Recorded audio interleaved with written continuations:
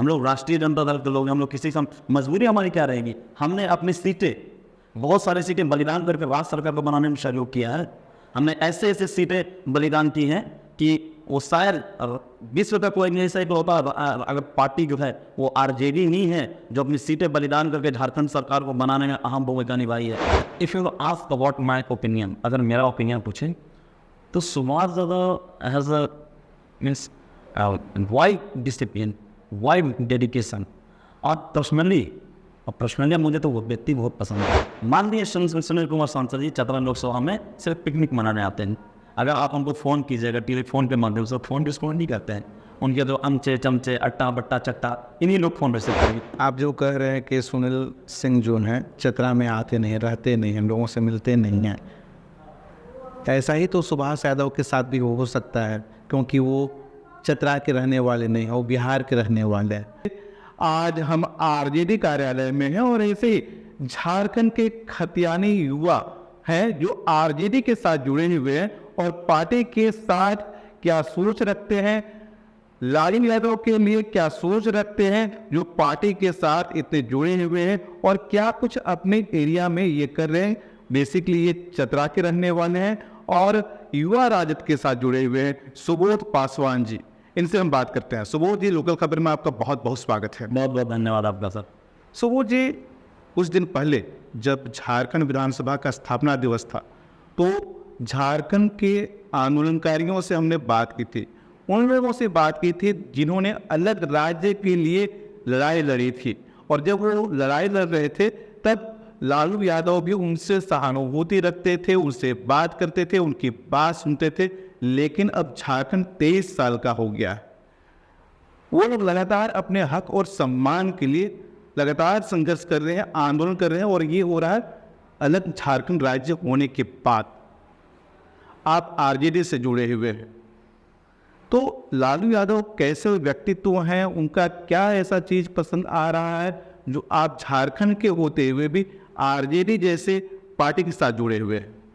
देखिए, हमारी पार्टी का नीति और सिद्धांत जो रहा है हमेशा क्षेत्रीय लोगों के साथ ही रहे हैं।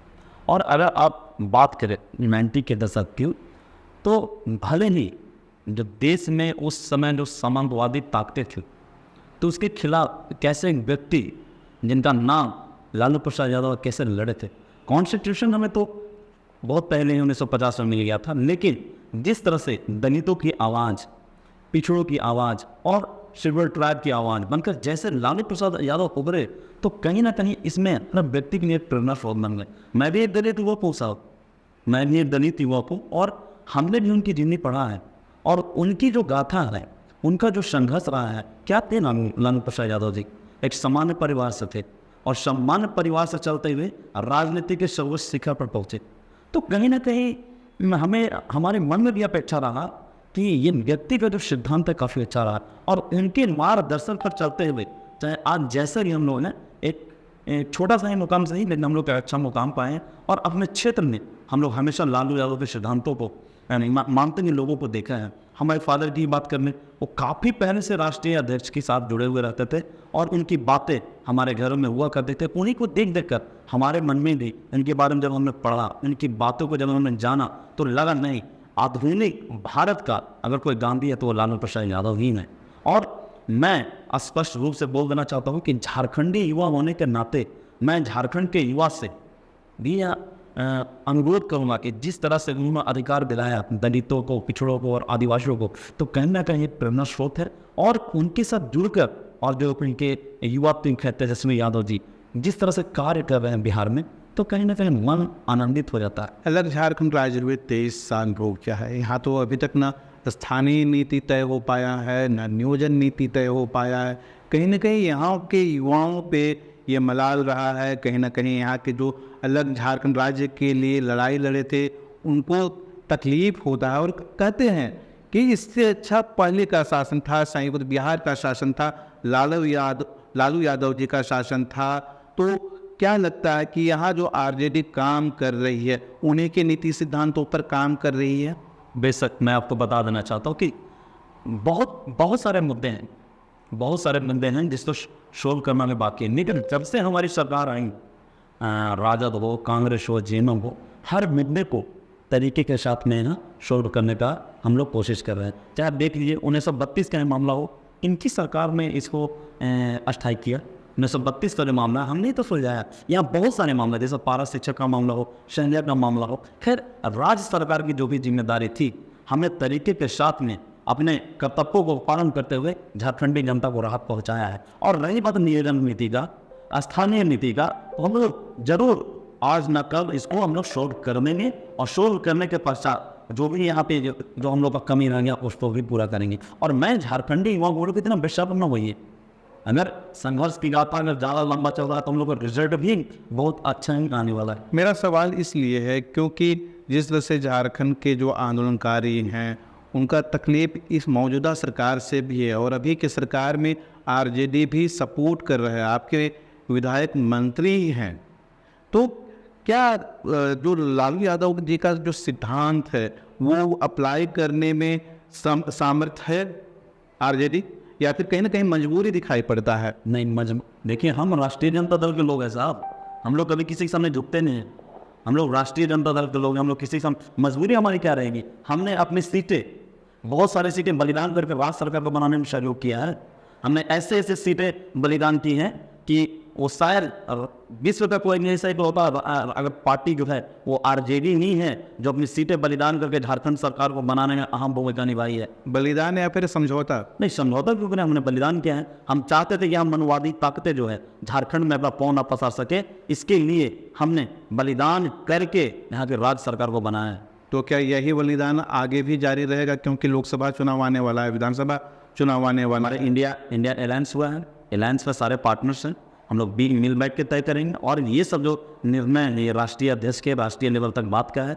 मैं झारखंड में खास करके आप जो है यहाँ के लोगों को संतुष्ट नहीं कर पा रहे हैं, अभी भी 1932 खतियान के लिए, स्थानीय नीति के लिए, नियोजन नीति के लिए, सरना धर्म कोड के लिए मौजूदा सरकार को ही दोषी लोग मानते रहे हैं। और जब लालू यादव जी के पार्टी का सपोर्ट है तो ऐसा नहीं होना चाहिए। देखिए सरकार का जितना कार्यकाल रहा है सुभाष जी, उस कार्यकाल में हम लोग बेहतर तरीके से कार्य किए। और जैसा कि आप जानते हैं कि 5 साल में 2 वर्ष हम लोग का कोरोना काल में ही बीत गया, और 3 वर्ष में हम लोग ना रोजगार के मामला को बढ़ा रहे हैं। यहाँ के जितने भी सारे मामला हैं, चाहे नीति हो, चाहे स्थानीय नीति हो या फिर 1932 का मामला हो, शिक्षक समान का जो मामला हो या सहिया का मामला हो, हर वो कार्य राज्य सरकार बेहतर तरीके से कर रही है। आपको नहीं लगता है कि अगर एक विधायक है, एक से ज़्यादा होता तो ज़्यादा अच्छे तरीके से आप लोग सरकार में ताकत के साथ, पूरे शक्ति के साथ अपनी बात मनवा सकते थे? जनता जो चाहती है वो करवा सकते हैं। जनता के अनुरूप में लोग चल रहे हैं। हमारे एक ही विधायक हैं, लेकिन जो भी विधायक हैं बेलोड़ अच्छे तरीके से कार्य कर रहे हैं, और राज्य सरकार में हमारी उपस्थिति हर समय दिखी जा सकती है। तो लोकसभा चुनाव और विधानसभा चुनाव इंडिया ईट बढ़ेगा या नहीं? इंडिया के गठबंधन है, इंडिया अलायंस के तहत ये बातें हैं। इंडिया अलायंस में जो हम लोग को राष्ट्रीय अध्यक्ष का जो निर्णय होगा हम लोग उसको पालन करेंगे।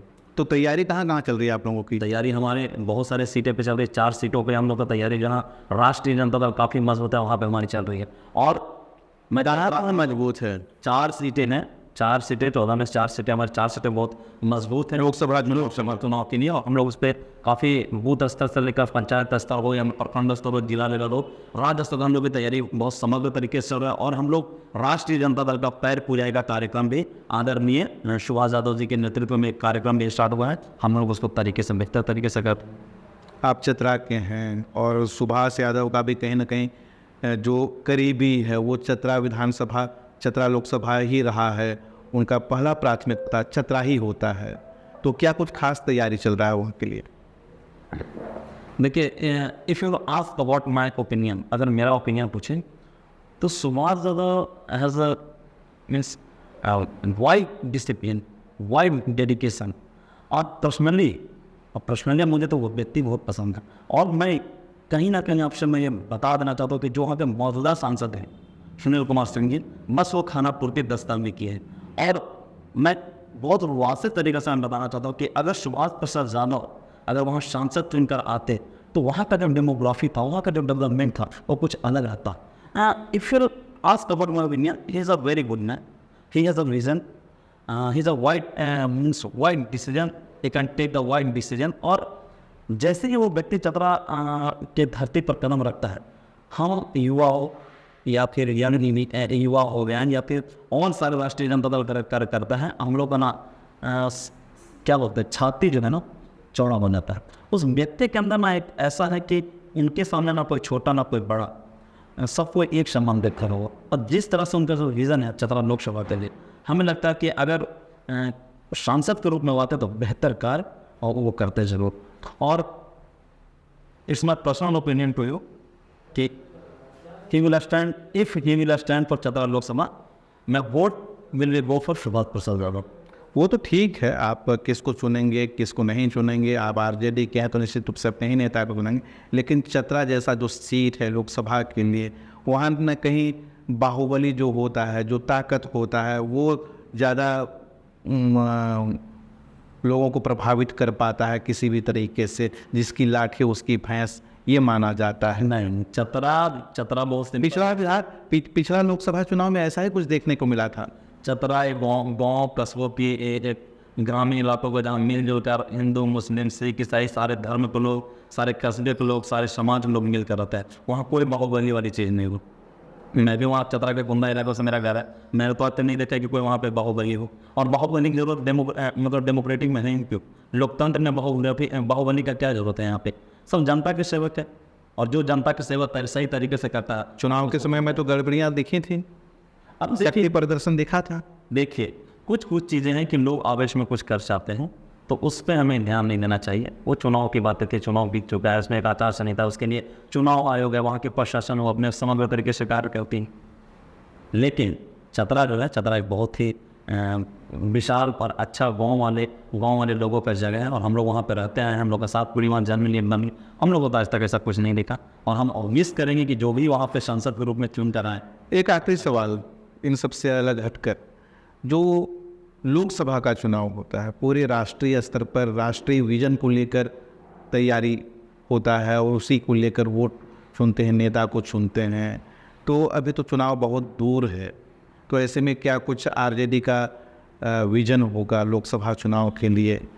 हाँ, हम लोग राष्ट्रीय जनता दल लोकसभा चतरा लोकसभा काफ़ी मजबूती के साथ रखी है और काफ़ी उभरी भी है। और हमें स्पष्ट मैं बोल देना चाहता हूँ कि राष्ट्रीय अध्यक्ष को भी हम लोग सूचित करना चाहते हैं इस इंटरव्यू के माध्यम से। राज्य के लिए आला अधिकारी को जो आरजेडी से जुड़े रहते हैं, इनको भी हम लोग सूचित करा दें कि चतरा लोकसभा हम लोग को सीट मिले, जिसमें हम लोग अच्छे तरीके से कार्य कर सके।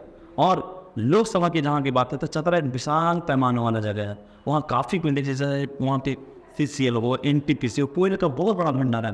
लेकिन जब से यह मौजूदा सांसद सुनील कुमार सिंह आए हैं, वहाँ पे ना हम लोग का कोई रोजगार की बात हो रही है, बस वहाँ घर की बातें चलती हैं। और हमारा जो चतरा का जो डेमोग्राफी है, कहीं ना कहीं चतरा लोकसभा की जो डेमोग्राफी है, सुनील कुमार सिंह का आने से मैं बोलूँगी। मैं सुनील कुमार सिंह से सिंपल सा क्वेश्चन मैं आपके चैनल के माध्यम से करना चाहता हूँ, और चैलेंज नहीं करना चाहता हूँ कि बीते 10 वर्ष वो चतरा में आए हुए हो गए, 10 वर्ष के लिए उन्होंने क्या किया। अगेन अगर वो फिर से यहाँ पे आता, तो मैं उनसे पूछना चाहता हूँ कि if you develop there in Chatra Lok Sabha, then we will work you. But where is the how many roads you just constructed there? How many bridges you constructed there? How many houses you constructed there? क्या क्या आपने construct किया, वो आप हमको ब्यौरा दीजिए। दूसरी बात, मान लीजिए सुनील कुमार सांसद जी चतरा लोकसभा में सिर्फ पिकनिक मनाने आते हैं, अगर आप हमको फ़ोन कीजिएगा टेलीफोन के माध्यम से, फ़ोन रिस्पॉन्ड नहीं करते हैं, उनके जो अमचे चमचे अट्टा बट्टा चट्टा इन्हीं लोग फ़ोन रिसीव करेंगे। तो अब चतरा का जो चतरा लोकसभा जो जिनको हमने सांसद के रूप में चुन कर भेजा, वो ध्यान नहीं देते हैं चतरा पर, और वो आते हैं पिकनिक के रूप में मनाते हैं और वहाँ से चले जाते हैं। आज देखिए मेरा चतरा का जो युवा है, हरियाणा जाता है, पंजाब जाता है, MP जाकर कमाने के लिए। मेरा चतरा में क्या कमी नहीं है। आप जो कह रहे हैं कि सुनील सिंह जो हैं चतरा में आते नहीं, रहते नहीं हैं, लोगों से मिलते नहीं हैं, ऐसा ही तो सुभाष यादव के साथ भी हो सकता है, क्योंकि वो चतरा के रहने वाले नहीं हैं, वो बिहार के रहने वाले हैं, तो लोग उनको क्यों चुने? वो भी जैसे सुनील सिंह वैसे उनके साथ भी हो सकता है। सुभाष प्रसाद यादव जी को मैं सूचना करना चाहता हूँ कि चतरा के लोगों ने उनको दिल में बसा लिया है, और उनका आवाज़ भी पोस्ट ऑफिस के पास है। और अभी भी अगर आप जाकर देखिए तो सुभाष प्रसाद यादव वहीं पे भी नया कार्यकर्ता सपने होते हैं। और रही बात, तो कोई कंपेरिजन ही नहीं है सुनील कुमार सिंह और सुभाष प्रसाद यादव को। सुभाष प्रसाद यादव इज 100 और सुनील कुमार सिंह इज 0। सुभाष प्रसाद यादव जी जो है, उनका एक विज़न है चतरा लोकसभा के लिए, सुभाष प्रसाद यादव जी जो हैं एक उसमें काम करने की क्षमता को दिखता है। और मैं ये नहीं बोलता हूँ कि चतरा लोकसभा में पूरा झारखंड का विजन अगर किसी नेता में दिखता है तो हमारे माननीय आदरणीय सुभाष प्रसाद यादव। और मैं आपको स्पष्ट इस चैनल के माध्यम से बता देना चाहता हूँ कि चतरा की जनता सिर्फ एक आवाज़ पहचानती है, वो है माननीय सुभाष प्रसाद यादव। और भारत की जनता भी एक आवाज़ पहचानती है, माननीय राष्ट्रीय अध्यक्ष लालू प्रसाद यादव जी। चलिए, आप आरजेडी के हैं, निश्चित रूप से अपने नेता की तारीफ करेंगे। अभी लोकसभा चुनाव काफ़ी समय है और बहुत सारे मुद्दे और विजन बदलेंगे, परिस्थितियाँ बदलेंगी और कौन पार्टी कितने सीट पर लड़ेगा ये गठबंधन वाले तय करेंगे। अभी समय है, उस पर भी चर्चा होगी। और आने वाले समय में लोकसभा को लेकर, लोकसभा चुनाव को लेकर क्या कुछ बदलाव आएगा, सब आप तक पहुंचाएंगे। सारा अपडेट आप जानेंगे। बने रहिए लोकल खबर के साथ। धन्यवाद।